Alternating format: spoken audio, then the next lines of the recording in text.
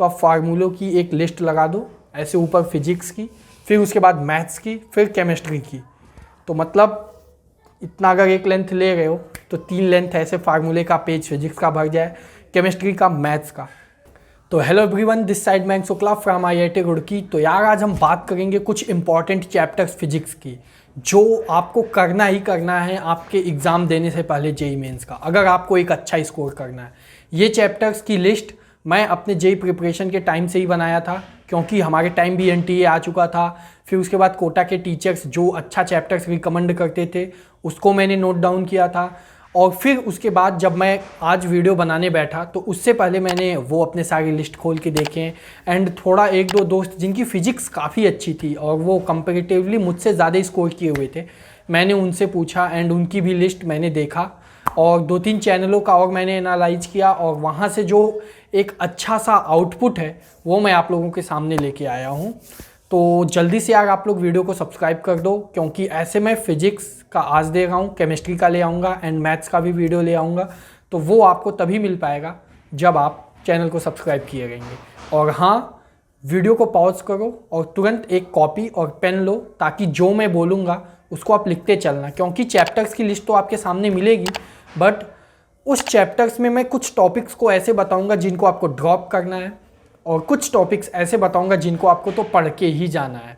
तो इसलिए प्लीज़ आप लोग पेन कॉपी के साथ बैठो और बिल्कुल लापरवाही नहीं, फोड़ना है इस बार जेईई। तो यार देखो, लिस्ट में सबसे पहले आपको दिख रहा है मॉडर्न फिजिक्स। मॉडर्न फिजिक्स सबसे इजी चैप्टर्स है, इसमें केवल फार्मूला है। कुछ स्टूडेंट्स तो पढ़ चुके होंगे ये चैप्टर्स, अपना क्लास नोट्स भी बनाए होंगे, सब कुछ अच्छा रहा उनका, बट फार्मूला भूल जाता है। उसके लिए वो अभी अपने क्लास नोट्स से जो इंपॉर्टेंट फार्मूलेज एंड पॉइंट्स हैं उसको एक पेज में लिखें, 60 नोट्स बनाएं और अपने स्टडी टेबल के सामने पेस्ट करें।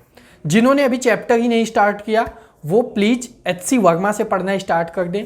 इंपॉर्टेंट फार्मूलेज एंड पॉइंट्स को एक पेज पे लिख डालें एंड फिर जो टॉपिक नहीं समझ में आ रहा है उसे यूट्यूब पे डाल के डायरेक्ट देख लो, छोटा सा टॉपिक। तो इसमें आपका टाइम नहीं जाएगा, आप पूरा लेक्चर देखने बैठोगे तो आपका बहुत टाइम वेस्ट होने वाला है। फिर उसके बाद जो अपना नेक्स्ट चैप्टर आता है वो है इलेक्ट्रोस्टैटिक। अब देखो, इलेक्ट्रोस्टैटिक भी काफ़ी ईजी है एंड चैप्टर थोड़ा बड़ा है बट फार्मूला बेस्ड है। आप इलेक्ट्रोस्टैटिक को 3 पार्टों में बांट सकते हो। फर्स्ट पार्ट जो आपका मतलब इलेक्ट्रिक फील्ड निकालने का formula, second part potential field निकालने का formula and third part conductor like मान सकते हो। तो यार फार्मूला फार्मूला फार्मूला, जो इलेक्ट्रिक फील्ड निकालने का, पोटेंशियल फील्ड निकालने का फार्मूला, कंडक्टर वाला पार्ट आता नहीं है ज़्यादा, तो इसलिए उसको छोड़ सकते हो। बट इलेक्ट्रिक फील्ड और पोटेंशियल फील्ड में आपको एक चीज़ हमेशा याद रखना है, डेरिवेशन स्फीयर का कैसे करते हैं गॉस मेथड से। तो प्लीज़ इन चीज़ों को आप ज़रूर ध्यान में रखें, नहीं तो थोड़ी प्रॉब्लम हो सकती है। और जो इलेक्ट्रोस्टैटिक्स में SHM से रिलेट करके 1-2 प्रॉब्लम्स बनते हैं, प्लीज़ उनको भी आप लोग ध्यान में रख के जाएं। इसी इलेक्ट्रोस्टैटिक के बाद मैंने ग्रेविटेशन लिखा नहीं है, बट ग्रेविटेशन इसके साथ बहुत ईजी हो जाता है। मैंने अपने चैनल पे एक वीडियो डाल रखा है ग्रेविटेशन का, वहाँ से आप जल्दी से कंपेयर कर सकते हो। फिर हम आगे चलते हैं, अपना जो अगला चैप्टर है वो है लॉजिक गेट। लॉजिक गेट तो है सेमीकंडक्टर का पार्ट, बट हम इसको एक अलग से चैप्टर मानते हैं बिकॉज सेमीकंडक्टर बहुत बड़ा चैप्टर हो जाता है। एंड इस सेमीकंडक्टर चैप्टर को हमने 3 भागों में बांटा था अपने प्रिपरेशन के टाइम, और अभी भी आप लोगों के लिए बांटा हूँ। फर्स्ट है लॉजिक गेट, सेकेंड है डायोड्स एंड थर्ड भूल गया मैं, बिकॉज ये जो फर्स्ट एंड सेकेंड है लॉजिक गेट एंड डायोड्स, ये मिला के 70% क्वेश्चन कवर करते हैं एंड सिलेबस केवल 40 to 50%। बचा हुआ 50% 60% केवल 20% to 25% क्वेश्चंस कवर करता है एंड उसके लिए आपको इतना सारा पढ़ना पड़ेगा, इसलिए मैंने इसको ड्रॉप किया है। नेक्स्ट है सब में क्या करना है, लॉजिक गेट में भी एक छोटा सा टेबल बनाना है जिसमें कौन सा गेट क्या होता है। डायोड्स में कुछ अच्छे टाइप्स के क्वेश्चंस जो प्रीवियस ईयर्स में आए हुए हैं उनको उठाना है, उनको समझना है बस, और ज़्यादा कुछ नहीं करना है, आपका कंप्लीट हो जाएगा। नेक्स्ट चैप्टर है अपना wave. Wave means string wave की मैं बात कर रहा हूँ। यार काफ़ी इजी चैप्टर है। इसमें शुरुआत में आपको डराने के लिए वो ग्राफ शिफ्ट करना, ग्राफ इंटरपोलेट करना, ये सब थोड़ा टफ हो जाता है, बट इसको करना ही नहीं है क्योंकि कभी जेईई पूछता ही नहीं इस चीज़ को। आपको वेव इक्वेशन अच्छे से आनी चाहिए कि कौन सा पार्ट क्या होता है, वो डायरेक्ट कभी कभी पूछ लेता है। एंड उसके अलावा स्ट्रिंग जो लटकी होती है उसमें v equal to root T by mu formula, and फिर उसे इलास्टिसिटी चैप्टर से रिलेट करने के एक दो प्रोफाइल के आपको प्रीवियस ईयर क्वेश्चंस मिल जाएंगे, उनको करना है। फिर उसके साथ साथ डॉपलर इफेक्ट जो कि 50% क्वेश्चंस को कवर करता है, उसे तो करना ही करना है। केवल 2 से 3 फार्मूले हैं डॉपलर इफेक्ट में, बाकी 50% सिलेबस कवर करता है। तो क्या चाहिए यार, करके जाओ, इजी है। नेक्स्ट है करंट इलेक्ट्रिसिटी। ये भी आप लोगों को पता ही होगा, आप लगभग जितने भी लोग वीडियो देख रहे हैं 90% लोग ने तो इस चैप्टर को किया ही होगा।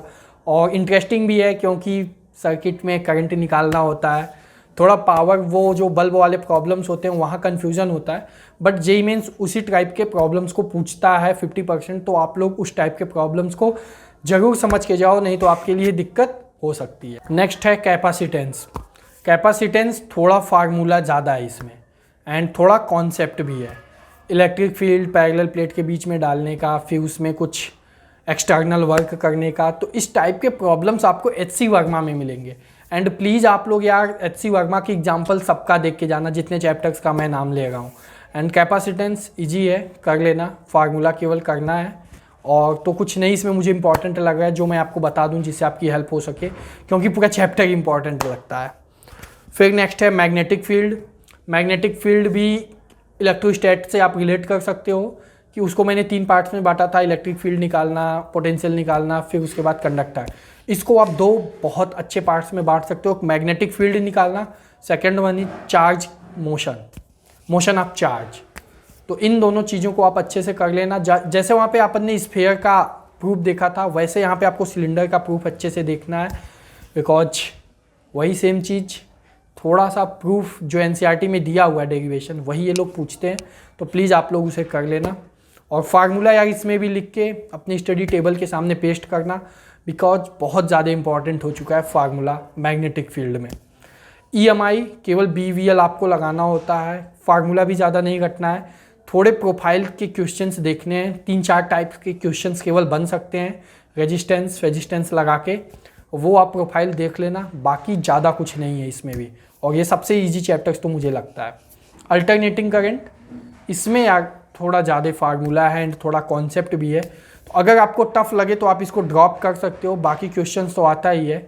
एंड अगर टाइम मिलता है तो आप इसको पक्का करके जाना, क्योंकि इतना भी टफ नहीं है कि आप इसको ना कर पाओ। नेक्स्ट है calculation of centre of mass. मैंने पूरा सेंटर ऑफ मास करने के लिए नहीं बोला है, केवल calculation of centre of mass, और वो भी m1 x1 plus m2 x2 divided by m1 plus m2 तो करके ही जाना है। उसके प्रॉब्लम्स करके जाना, फार्मूला रट के नहीं, क्योंकि फार्मूला रटने के बाद आप कंफ्यूज हो जाओगे, कोऑर्डिनेट कहाँ मानना है, प्लस x माइनस x किधर लेना है। तो उन सब कन्फ्यूजन से बचने के लिए ये इंपॉर्टेंट है कि आप प्रॉब्लम करके जाओ उस प्रोफाइल के ऊपर। Calculation of moment of inertia, जैसे सेंटर ऑफ मास का आपने कैलकुलेशन किया, उसी तरीके से मोमेंट ऑफ इनर्शिया का भी कैलकुलेशन होता है। यार हमें ज़्यादा बताने की ज़रूरत नहीं है, आपने पढ़ा होगा चैप्टर तो आपको पता होगा, नहीं पढ़ा है तो आप ज़रूर मोमेंट ऑफ इनर्शिया के थोड़े थोड़े डेरिवेशंस, स्फीयर का डेरिवेशन हुआ, मतलब यार सबका डेरिवेशन देख लेना। एंड एलिमेंट ही लेना होता है, काफ़ी इजी होता है, आप बहुत आसानी के साथ कर सकते हो। थोड़ा कंसिस्टेंसी आपको दिखानी पड़ेगी, वीडियो लेक्चर जब देख कोई भी डाले कि इस चीज़ का मोमेंट ऑफ इनर्शिया, तो उस वीडियो को काफ़ी अच्छे से देखो, पेन एंड कॉपी का यूज करो, हर एक चीज़ को लिखो अच्छे से, मतलब टेबल एंड चेयर पे बैठ के, तब होगा, ऐसे बेड पे बैठ के नहीं होने वाला है वो। Next momentum conservation, linear and angular दोनों। लीनियर वाला पार्ट ज़्यादा होगा, एंगुलर वाला बहुत हल्का सा केवल करना, एंड केवल यार सबसे सिंपल जो क्वेश्चंस होते हैं ना उन्हीं को टच करना, वही आएंगे, उसके अलावा दूसरे नहीं आने वाले हैं। फिर है अपना अगला NLM। मैंने मैकेनिक्स में NLM को सबसे लास्ट में रखा, जबकि सबसे बेसिक है यार, बेसिक तो सबको आता है। एंड NLM के प्रॉब्लम्स जो होते हैं उसको करने के लिए आप NLM को कर लेना, 4 से ही लगाना होता है, ज़्यादा कुछ खास नहीं करना पड़ता है, बाकी देख लेना टाइम मिले तो ठीक है। वर्क पावर एनर्जी वापस से एकदम आसान चैप्टर है, केवल change in kinetic energy is equal to work done, इतना किए आपका काम हो जाता है तुरंत।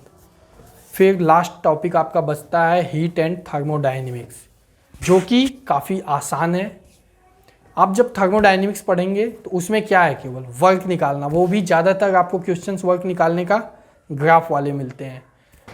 फिर उसके बाद एफिशिएंसी वाले फार्मूला याद करके रखना, कार्नाट इंजन वाले, तो आपका यहाँ से थर्मोडायनेमिक्स का काम हो जाएगा। एंड हीट में आपका आ गया इलास्टिसिटी, हीट, रेडिएशन, तो ये सब याद कर लेना। फार्मूला बेस्ड है यार, सब फार्मूला बेस्ड है, मैं सब चैप्टर्स में फार्मूला बेस्ड बोल दिया ना, सब फार्मूला बेस्ड है। तो आप फार्मूलों की एक लिस्ट लगा दो ऐसे ऊपर, फिजिक्स की, फिर उसके बाद मैथ्स की, फिर केमिस्ट्री की। तो मतलब इतना अगर एक लेंथ ले रहे हो तो 3 लेंथ ऐसे फार्मूले का पेज फिजिक्स का भर जाए, केमिस्ट्री का, मैथ्स का। कुछ लोगों में से, आप लोगों में से बोलेंगे कि तो वो तो फार्मूला बुक ले लेंगे, आपको नहीं याद होगा वहाँ से। आप जब अपने राइटिंग में लिखोगे और पेस्ट करोगे तो वो जल्दी याद होगा। तो thank you guys for watching मी, और चैनल को यार सब्सक्राइब कर दो, बिकॉज अच्छे वीडियोज़ लाता रहता हूँ आप लोगों के लिए। और अभी फ्री मॉक टेस्ट का जो चल रहा है उसके लिए हम लोग वेबसाइट एंड ऐप बना रहे हैं, ट्राई कर रहे हैं, हो जाता है तो जल्दी से आपको अपडेट किया जाएगा। तो उसके लिए टेलीग्राम का लिंक भी दिया गया है, आप उसमें ज्वाइन करके रखें, अपडेट आपको मिलता रहेगा। तो thank you guys for watching me again.